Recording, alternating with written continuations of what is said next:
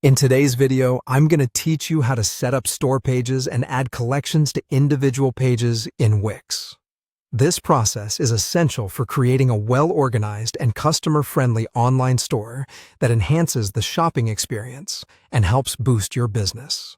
Let's begin by opening the Wix website editor. You'll want to navigate to the editor for your website, which gives you access to all the tools you need. Once there, find the search bar located at the top. This feature helps you efficiently access various functions within Wix. Click on this search bar and type in Wix Stores. This search will guide you directly to the Wix Stores options, simplifying the navigation process. After the search results populate, you'll see Wix Stores among the options. Click on it to proceed. You'll then notice a section labeled Installed. Click on this to view all the applications currently associated with your Wix site. Among these, locate and click on My Business. This step is crucial as it leads you to the section where you manage your store's products and categories.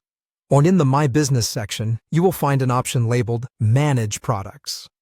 Click this to open the product management interface, where you can oversee all your items. You'll notice a tab that reads New Product. Click on it to start the process of adding a new item to your collection. You'll see different types of products you can add, including physical products, digital files, and print on demand. Select the one that aligns with your business offering. Next, you want to manage your inventory efficiently. Find the Inventory button and click on it.